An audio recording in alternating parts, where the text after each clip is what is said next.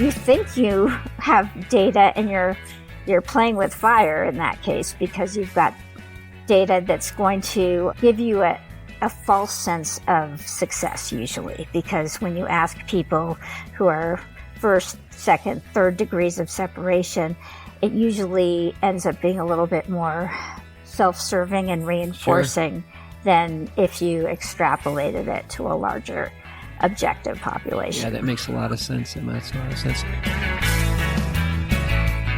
From the PodConx studios, high in the Rockies at the beautiful Beaver Creek Resort, it's the Raising Cannabis Capital Show. Today on the MJ Bulls Raising Cannabis Capital podcast, we are joined by Lara Fordis, the founder of Fortis Consulting. Lara, welcome to the show. Thank you. Well, I really appreciate you doing this with me today, because with so many companies in the cannabis industry needing to raise capital and with such little capital available, cannabis companies need to use every possible tool in their toolbox to attract capital. And as a market research expert, I thought you'd be the perfect person to talk about how cannabis companies can use cannabis, like on-site data-driven data, to make these decisions, to help them raise capital, and how that can enhance their chances of raising capital. I also thought that investors may need to know some of this information too, for some of our investor listeners who are listening, what data they should be looking at, or how data can help them make the decisions as to what businesses to invest in. So I thought maybe to get started, we would just talk in general about how you access this data and provide companies with this data to help them better make decisions. Well, sure. There are different types of data, and they kind of fall into a couple buckets. One is called quantitative data. So you see charts and tables and online surveys, numbers, which for investors and for pitch decks tends to be what you predominantly see. And then there's also qualitative data, which comes from focus groups and in-depth interviews. There's also secondary data, which is what you see in point of sale data, retail data, and primary data, which is when someone does a survey or a focus group. So there's lots of different kinds of data. What in the cannabis industry is, I sense is disproportionately used is point of sale data, POS data, retail data. And that's a major source on which people rely. And in of itself sounds really good. I would caution people to really look closely at their data and scrutinize it, because what's even worse than going on hunches and gut feelings is going in with data that you think gives you a sense of things, but is open to misinterpretation or is out of context. So what I encourage people to do is to round out their data, just like you wouldn't have a stock portfolio with all your investments in one thing. It's good not to put all your market research in one basket, and to have a more well-rounded approach to market research, so you're not overly reliant on one source, especially if you haven't vetted that source as being the right perspective for you. I'm trying to be very diplomatic, but I am known for having some issues with retail data because it underrepresents how many people actually consume cannabis, and it overrepresents how much those people who are represented are consuming cannabis. So it does a disservice on both sides of things. We talked about this before we came on. If you were only relying on the grocery store data to say that my only customer is a female, because most men are not grocery shoppers, then you'd be like, man, these women are eating a lot of food and no men are eating anything. You wouldn't do that. Yeah, no, you wouldn't. I mean, you wouldn't presume that there are a bunch of moms in the suburbs eating copious amounts of Captain Crunch. It's probably not happening. But in other consumer packaged goods industries, there's an awareness that in certain categories, the consumer, the end consumer, whether it's a child or a family member or whatever, is not necessarily the shopper. In cannabis, it's complicated because legally, it's supposed to be a one-to-one correlation that what the purchaser is the consumer. But we're all adults here. We know that just because something's the law doesn't mean that that's what's actually happening. Yeah. And in the case of cannabis, legal retail dispensaries, I'm seeing a lot of volume that's attributable to people shopping for other people. And that's coming in on the retail data side as under the demographics of someone who's not really the end consumer. Sure. I mean, there are obviously, like, if it's a product for menstrual cramps and it's bought by a man, someone who identifies as a man, there's tip-offs. Yeah. There's pretty obvious areas in which you can tell that the person purchasing is not the end consumer. But for the most part, it just washes away under the radar. Yeah. You have no way of proving or disproving, except for that I can look at custom data on what are people purchasing, who are they purchasing for, what percentage of their monthly spend is for themselves versus others, that kind of thing. And it becomes very clear that a lot of purchasing is for other people. So that's a really good point that I think everyone should really pay attention to, especially within your pitch deck, is that the data that you have in that pitch deck has been vetted and is sound, because the last thing you want to do is make it all the way to an interview with an investor and have them ask you a question that you get tripped up on. And that would be one place where you could be vulnerable. Let's talk about that pitch deck and some of the data that you put on. You talked about charts and you talked about some other things that you could utilize data to support your position or to support the value of your company. Is that what you've seen in the past some companies have done?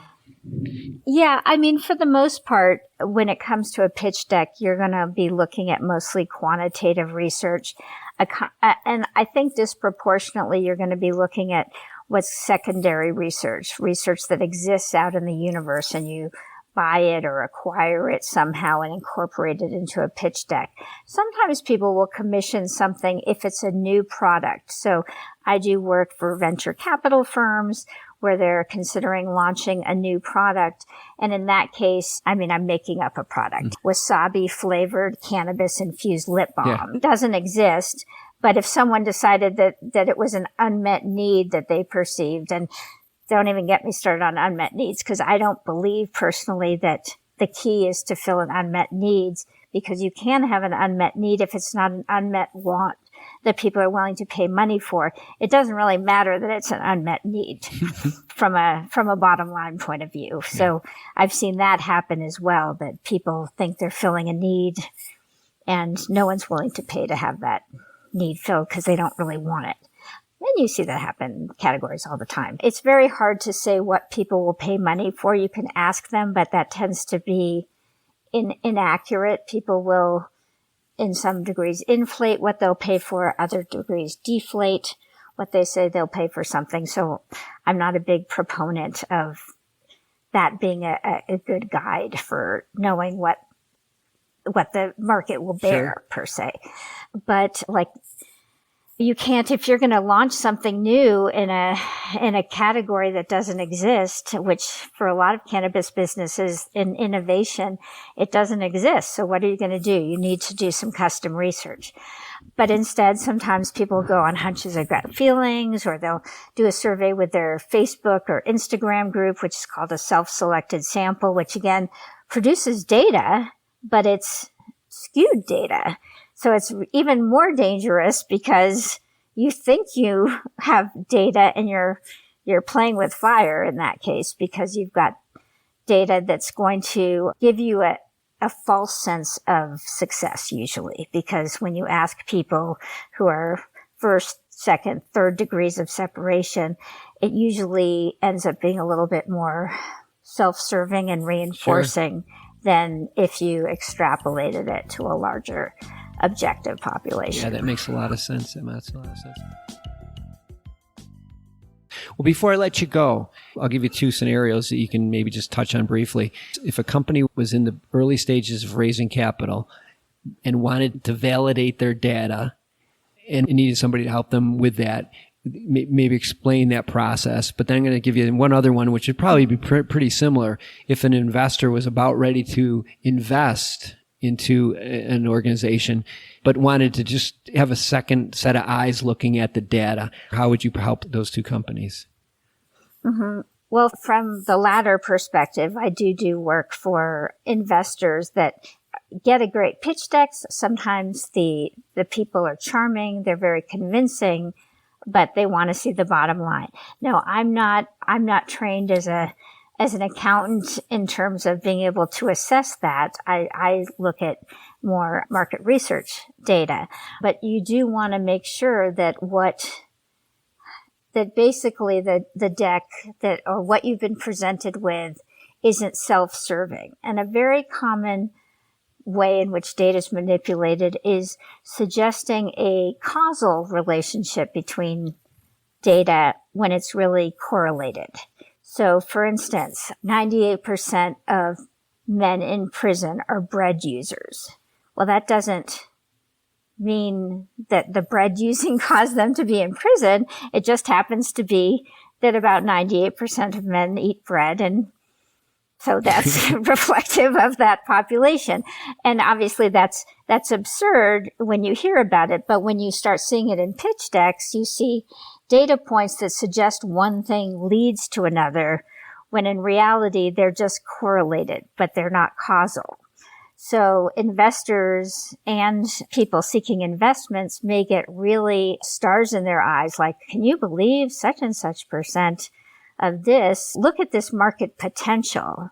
What potential is that? It's potential. So it could be 0 to 100, like as much as 80% of people might buy this product. Well, that's 0 to 80%. You talk to a sort of data nerd or cynical person or a cynical data nerd, you're going to quickly see that information is subject to interpretation.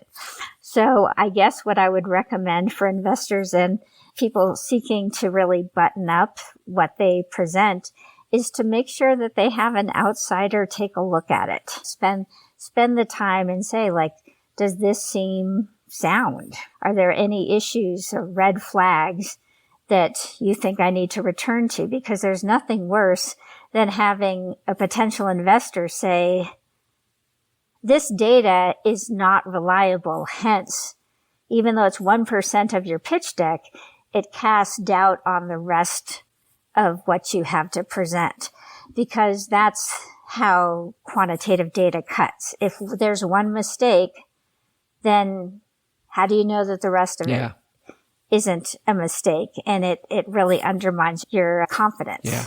And that's the last thing you want. No, that's some really good advice. And I think people that are listening right now could benefit from working with you. And I'll have all of Lara's information in the show notes, link to her website. And I'm sure if anybody has any follow-up questions, she's the right person to speak to about this, because like you said, if there's one thing in the pitch deck that they get thousands of pitch decks and they just need to move on. So they're not going to spend a lot of time if there's any questions. But well, Lara, I wish we had more time, because this is really good stuff. And I know people are going to benefit from listening to it and following up with you in the future. I really appreciate you being on the show today. Thanks for doing this. Thank you. Thanks for having me. I appreciate it. And I love talking to people about data. So anyone can reach out to me anytime and have nerdy conversation and hopefully learn something they didn't know about market research. Thanks for listening to today's show. To check out more great cannabis podcasts, go to PodConx.com. Here's a preview of one of our other shows.